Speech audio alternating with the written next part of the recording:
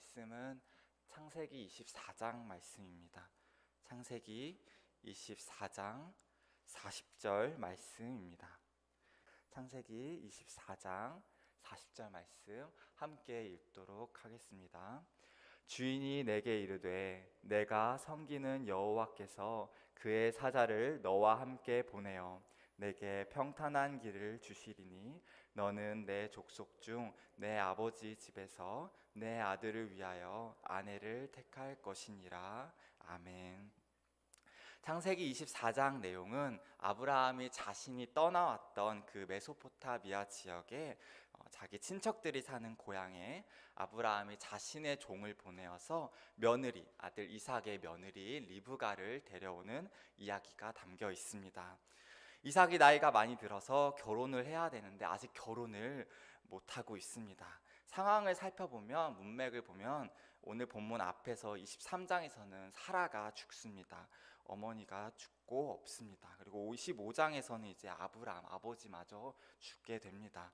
그 가운데 끼어있는 오늘 본문인데요, 아들 이삭의 입장에서는 아주 큰 일입니다. 하나님께서 아브라함을 부르실 때 하나님의 나라를 향해서 너를 약속의 땅으로 가야 한다, 떠나야 한다라고 하시면서 이 세상을 구속할 목적을 가진 이스라엘에 부르실 때 가장 중요한 약속이 자녀에 대한 약속이었습니다.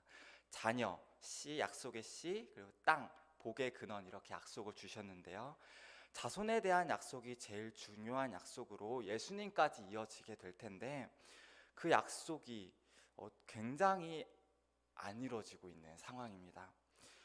하나님께서 속도 조절을 심하게 하고 계십니다. 빨리빨리 아브라함이 이삭을 낳고 그 다음에 이삭이 야곱을 낳고 이렇게 빨리빨리 가면 좋겠는데 거룩한 씨를 이어갈 어머니들이 다 불임에 시달렸었습니다.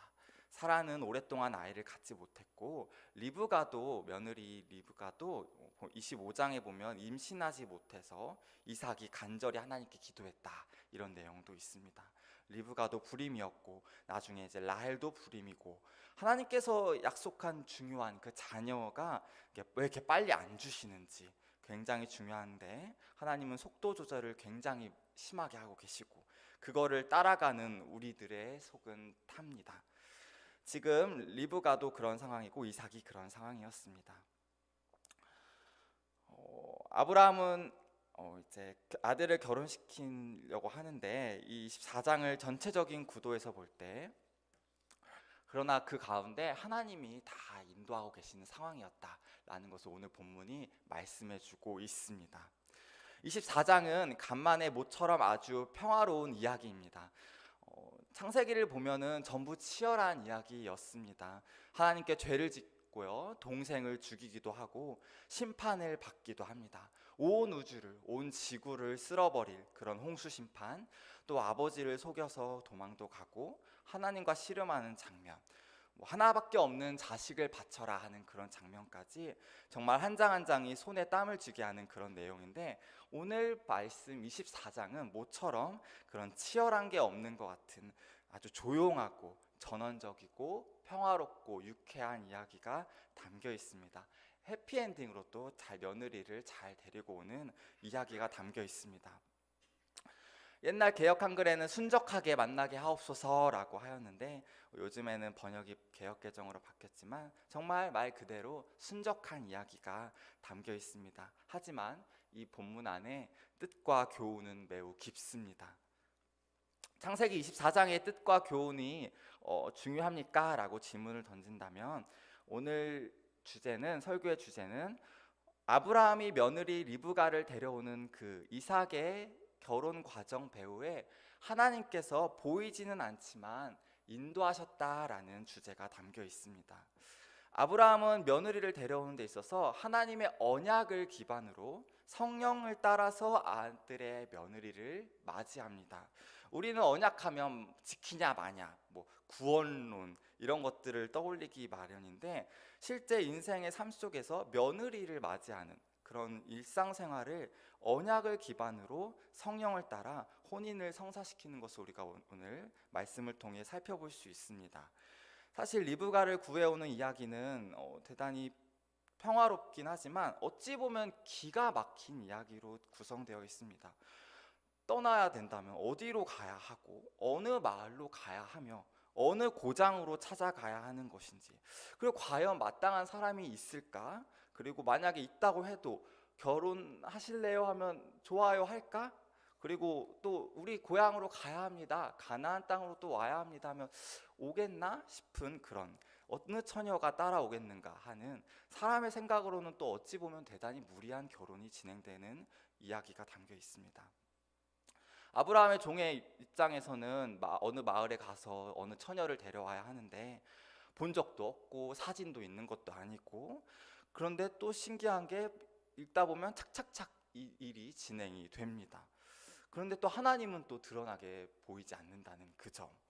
요즘이야 교통이 발달해서 반나절이면 가나안 땅에서 메소포타미아 지역으로 가겠지만 굉장히 먼 거리라는 것을 우리가 아브라함 15장 12장에서 또 살펴보았죠. 낙타를 타고 짐을 바리바리 싣고 먼 길을 가야 하는데 몇 달을 가야 될지도 모르고, 가는 길에 강도를 만나게 될지, 날씨는 어떻게 될지, 생명의 위협은 없을지, 짐승의 공격을 받지는 않을런지 알 수 없는 길이었습니다. 정말 그런 난해한 가운데 오늘 7절, 24장 7절을 보시면 하반절에, 7절이 좀 긴데요, 그 하반부에 이런 말씀이 있습니다. 그가 그 사자를 너보다 앞서 보내실지라 너가 거기서 내 아들을 위하여 아내를 택할지니라 라고, 하나님께서 하나님의 사자, 아브라함의 뭐라고 얘기를 했냐면 하나님께서 하나님의 사자를 보내겠다 약속하셨다라고 말합니다. 그러니까 믿고 떠나라 라고 이야기를 합니다. 하나님의 사자는 히브리어로 말라크라는 단어인데 말라기라는 마지막 구약 성경에 나의 사자라고 하는 말라기의 그 말라크라는 단어입니다.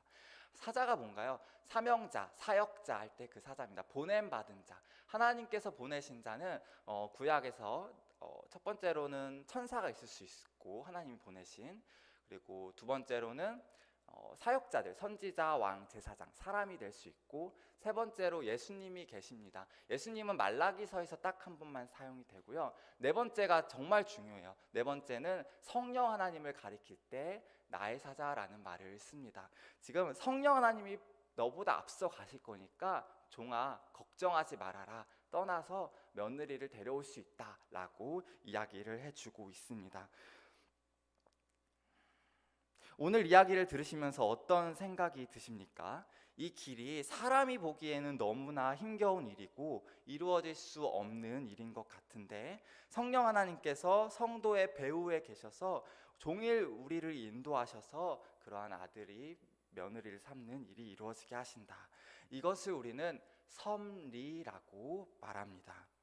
물론 큰 사건이나 위기를 만나서 지금 어떤 도움을 받아야 하는 상황은 아니지만 한 가정의 입장에서 볼 때 대단히 중요한 일입니다. 그리고 하나님의 나라가 이루어지는 그 구속의 역사의 과정에서 이삭의 결혼이라는 건 어떤 사건보다 중요한 사건인데 작은 일이 아닌데, 오늘 24장을 쓴 모세는 하나님의 사자이신 성령 하나님에 대해서 언급하고 있습니다. 섭리라는 말 자체는 성경에 나오지는 않지만 너무나 분명한 진리입니다. 이처럼 보이지 않는 가운데 하나님께서 성도의 인생을 아주 조밀하고 아주 세밀하게 인도하신다. 그 하나님의 손길에 대한 것은 성경에서 가장 큰 주제이고 정말 분명하게 우리가 성경을 통해 읽어낼 수 있는 진리입니다. 섭리라는 것을 오늘 우리가 생각하려고 합니다. 섭리는 하나님의 나라, 하나님의 통치를 두 글자로 표현한 단어이기 때문입니다. 이 섭리라는 단어를 칼빈은 그의 책 기독교 강요 1권 16장 17장에서 잘 설명하고 있는데요, 거기에 나오는 표현들을 종합해서 정의를 내려드리자면, 하나님께서 자신의 백성을 가장 안전한 구원과 가장 큰 복을 받을 수 있도록 우주를 운행하시는 원리, 하나님의 백성이 가장 안전하게 구원을 받고 가장 큰 복된 삶을 얻을 수 있도록 우주를 운행하시는 원리를 섭리다라고 말하고 있습니다. 하나님께서는 보이시지 않지만 늘 항상 우리가 예배 때마다 하나님을 이렇게 감각적으로 느낄 수는 없지만 하나님께서 우리를 인도하시고 계신다. 그것이 섭리다라고 말합니다. 그것을 창세기 24장이 오늘 아브라함이 종을 통해 아들 이삭의 며느리를 데려오는 과정 속에서 아주 웅변적으로 말해주고 있습니다. 성도의 일상적인 생활, 인생을 아주 잘 말해주는 중요한 본문이라 할 수 있습니다. 우리가 섭리에 대해서 얘기할 때 놓치지 말아야 하는 것은 성령 하나님께서는 그리스도의 구속의 은혜를 기반으로 우리를 인도하신다는 것, 구속의 은혜와 거룩의 은혜, 섭리의 신앙을 통해 우리를 경건하고 거룩한 삶으로 인도하신다는 것은 놓치지 말아야 합니다. 우리는 예수님 믿고 열심히 믿고 헌금도 하고 하는데 그 과정 속에서 고난이 있다는 것, 그리고 인내해야 된다는 것을 수용하는 공간이 적지 않나 생각이 듭니다. 이것을 도약이라고 합니다. 도약은 제가 이제 창세기 거의 끝나가잖아요. 출애굽기 32장에서 자세하게 설명을 드릴 거긴 하지만 간략하게 설명을 드리겠습니다. 도약이라는 것은 종교성으로 밀어붙이려는 겁니다. 예를 들어서 기도를 세게 해보자. 그래서 내가 응답을 받아내고 말겠다. 아니면 무슨 문제가 생겼는데 내가 헌금을 이번에 좀 해봐가지고 복을 한번 받아봐야겠다. 이렇게 어떤 문제가 발생했을 때 종교적 행위로 해결하려는 것을 도약이라고 합니다.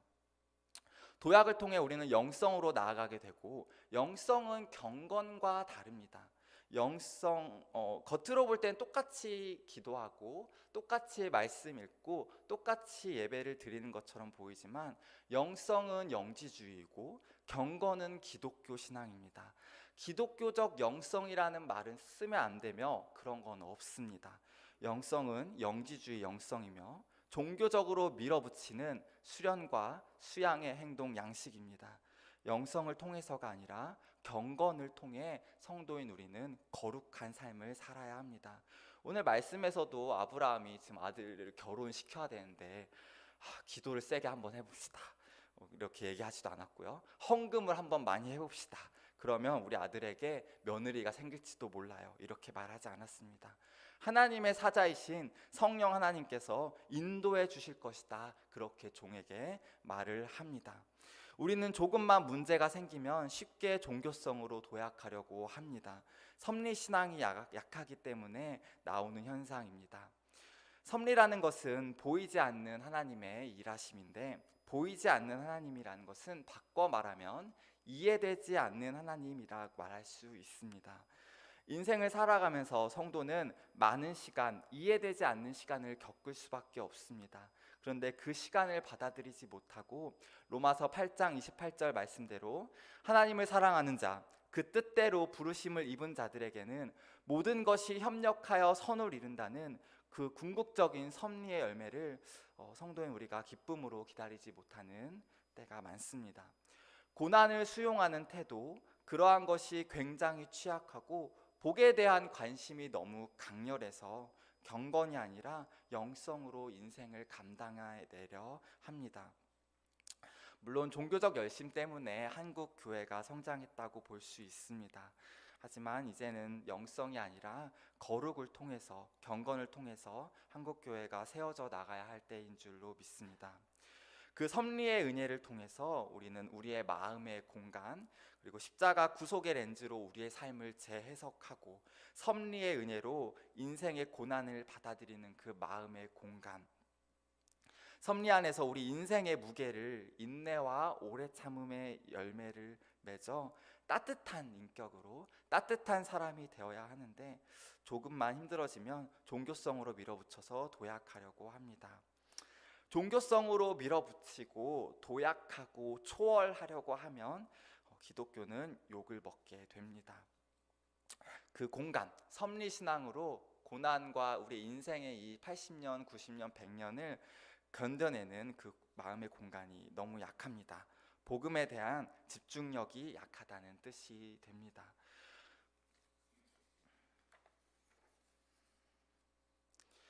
섭리라는 것, 하나님의 백성이 가장 안전하게 구원받고 가장 큰 복락 가운데 살 수 있도록 하나님께서 우주를 운행하시는 원리. 그러니까 하나님의 관심은 우주, 이 전 세계를 다 통치하고 계시기도 하지만 제일 먼저 성도인 우리에게 관심을 갖고 계신다라고 말하고 있습니다.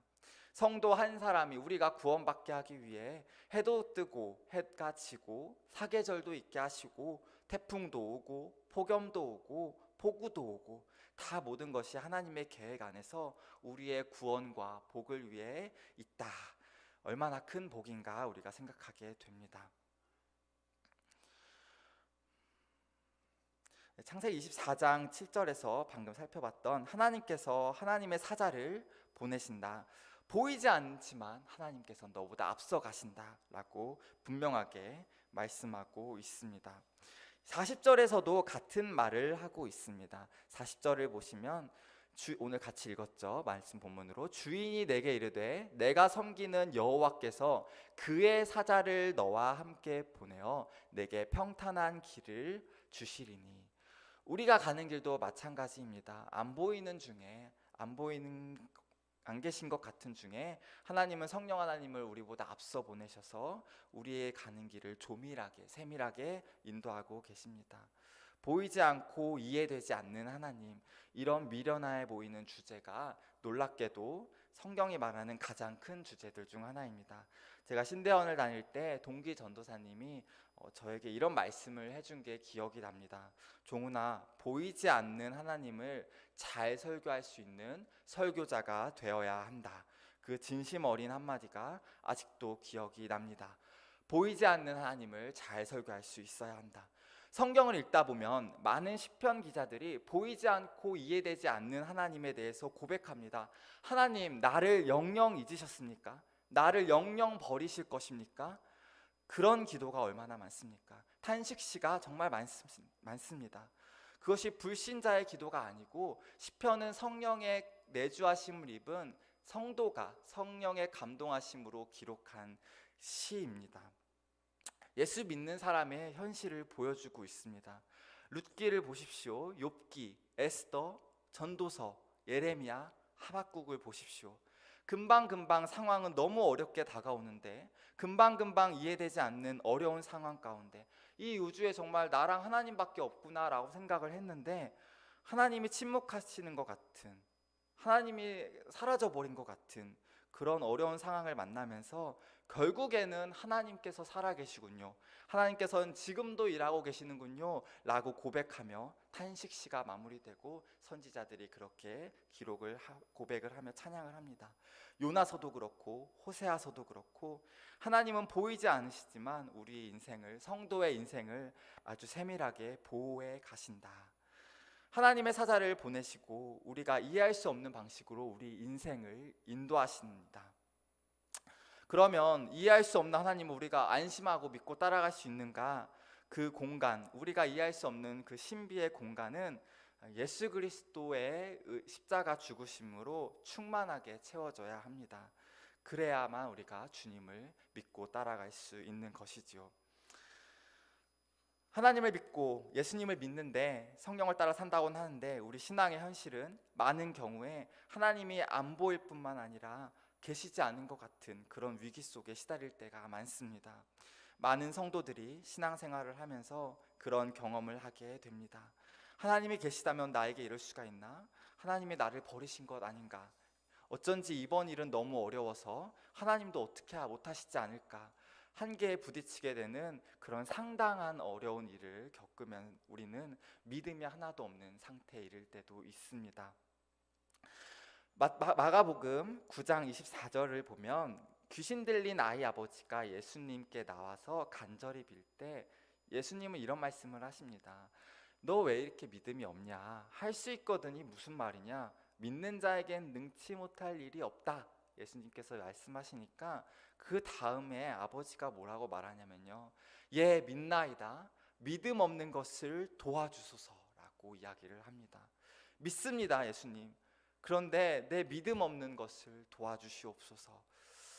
이 아버지는 믿음이 있는 걸까요? 없는 걸까요? 믿습니다. 그런데 나의 믿음 없는 것을 도와주소서. 이것이 신자의 성도의 믿음의 현실의 단면이기도 합니다. 믿지만은 믿음이 없는 것과 같은 어려운 상황을 겪어 나갈 수밖에 없는 성도의 인생, 그런 좌절스러운 현실이 있지만 그 가운데도 하나님은 하나님의 사자를 보내셔서 성령 하나님께서 우리를 보호하시고 인도하신다. 성경은 그렇게 얘기를 합니다. 오늘 이야기로 다시 돌아가 보겠습니다. 12절을 보시면은 12절부터 27절까지 리브가랑 대화하는 아브라함의 종이 대화해서 아브라함의 종이 이제 이 처자가 우리 종의 아들 이삭의 며느리겠구나라고 확신하는 내용이 담겨 있습니다. 황당무계한 기도를 했습니다.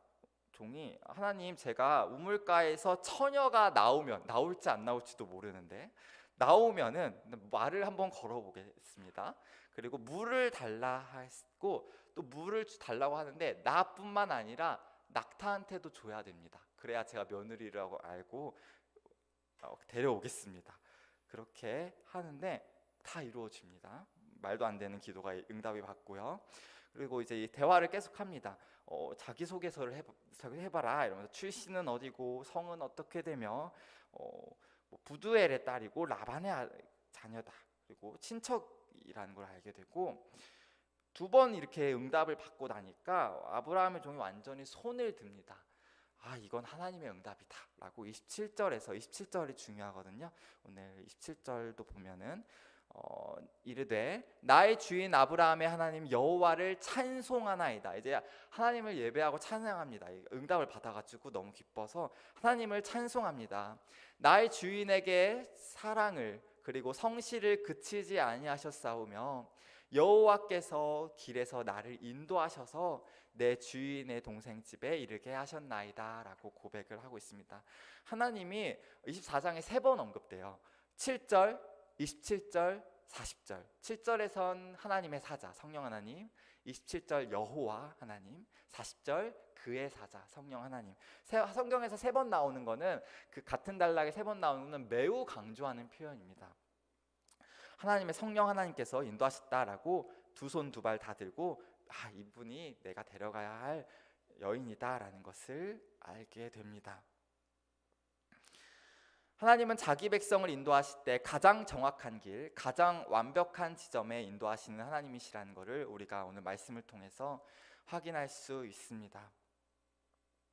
나중에는 이제 라반과 부두엘도 그의 부모님들도 이제 하나님의 일하심을 인정하고 딸을 보내는 상황이 50절부터 등장을 합니다. 인생을 덮친 현실의 장벽 앞에서 기도하다가 또 우리는 넘어지고 그렇게 인내하다 보면 지나고 나서 봤을 때 그게 길이었구나, 내가 이렇게 살아왔구나, 이런 느낌을 가질 때가 있습니다. 힘들고 좌절스럽기만 한 과정이 하나님께서 훈련하시는 과정이고 그런 것이 하나님께서 안 계신 것 같은 그런 극한적인 상황을 지나옴을 통해서 우리는 성도의 감성이 길러집니다. 어떻게 할 수가 없습니다. 인생에 다른 방법은 없습니다. 하나님을 붙들고 예수님 붙들고 이 섭리신앙 붙들면서 인내하고 오래 참음으로 성령의 열매를 맺는 그런 경건의 훈련을 받을 수밖에 없습니다.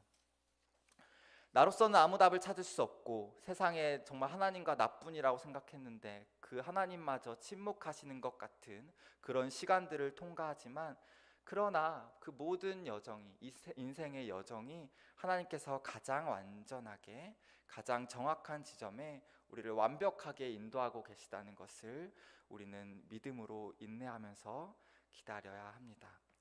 그렇게 십자가의 렌즈로 우리 인생을 재해석하고 섭리의 시각으로 인내하며 성도라는 존재의 존재다움, 그 존재의 무게감으로 버텨내갈 때 우리는 영성이 아니라 경건으로 거룩한 삶을 살아냅니다. 올바른 섭리신앙으로 참된 경건을 이루어 거룩한 삶을 살아내는 복된 성도님들 다 되시길 예수님의 이름으로 기도합니다. 기도하겠습니다. 하나님 아버지 감사합니다. 오늘 하나님의 사자 말라크이신 성령 하나님의 인도하심을 따라 아브라함의 종이 이삭의 아내 리브가를 데려오는 이야기를 나누었습니다. 주님, 섭리 신앙을 통해 거룩한 삶을 살아갈 수 있는 저희 되게 하여 주시옵소서. 우리 인생에 주어진 시간의 무게, 존재의 무게를 견뎌내기 위해선 우리 마음의 섭리의 공간이 충만해야 할 줄 믿습니다. 섭리 신앙을 통해 성령의 인도하심에 감사함으로 우리가 삶을 살아갈 수 있게 하여 주시옵소서. 섭리 신앙을 붙들며 성령 하나님을 따라 거룩한 삶을 살다가 거룩한 성 새 예루살렘 성에 들어가 하나님과 영원토록 살아가는 복된 주의 자녀들 되게 하여 주시옵소서. 감사하며 예수님의 이름으로 기도드립니다.